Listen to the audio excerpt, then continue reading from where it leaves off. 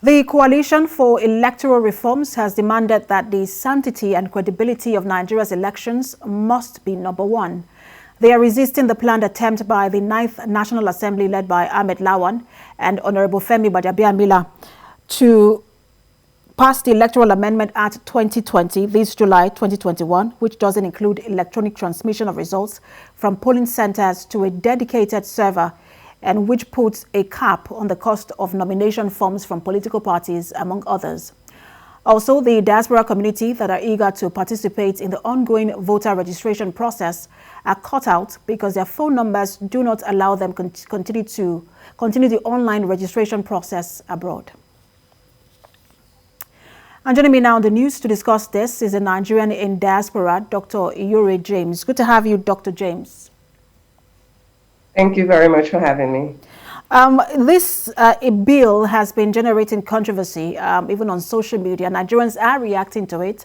Let's understand, I mean, you've listed some things, but let's understand what your concerns are.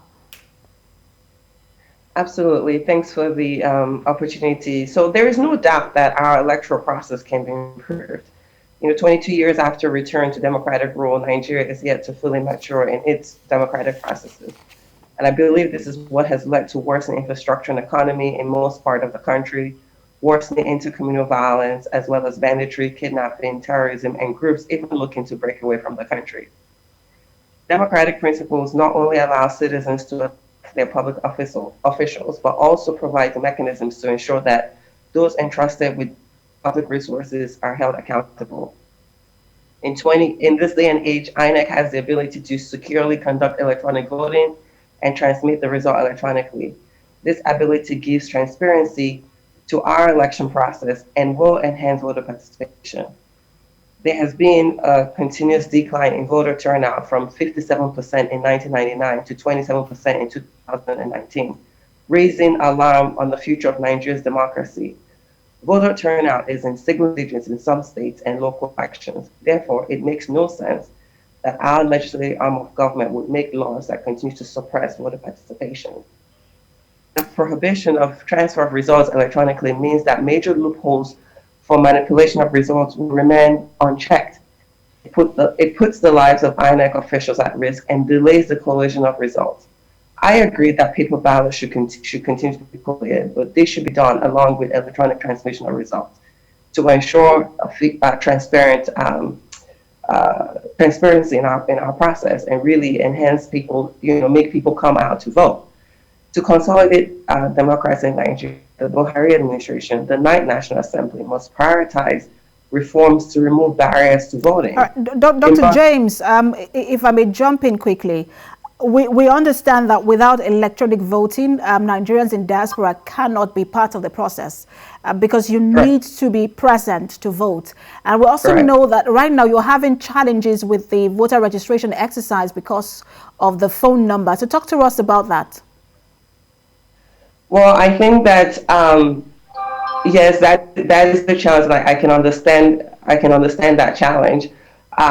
But this is not something that should really prevent diasporas from being able to vote. I think that, if we all have Nigerian passports, we all have some way of identification that, not having a local number should, be a limiting factor in the process. So do you have any form of engagement with INEC officials? Because we realize that Nigerians in diaspora are complaining that they want to be part of this process. At this moment, you cannot be part of the process because, not just because of the registration, but because there are no, we do not have that process in place that allows you to vote from wherever you are outside of the country. So are you engaging with INEC officials to ensure that maybe in 2023 there is that provision that allows you register and also vote? So we were invited to a Senate hearing through NICOM, headed by Dr. Honorable Abike. And during that conversation, I made a couple proposals, which I'm not sure how far they went. But essentially, with the diaspora voting, it starts at the consulate, right, of wherever country that the diasporas are located. and solidifying the processes by which the Nigerian consulate keeps track of Nigerians who are within that country, I think is a first step to making this a possibility. So every Nigerian citizen with a passport should have a unique identification number. People, which that process is ongoing.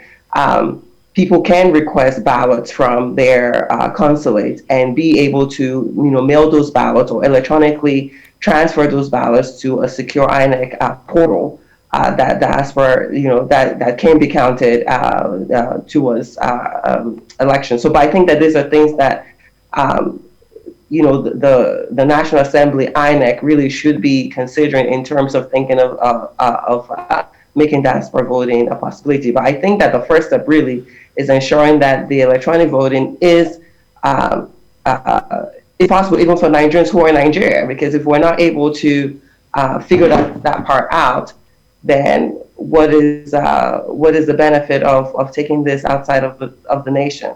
So I think we really need to be realistic in things that we need to set up foundations that would require for more for systems outside of the country.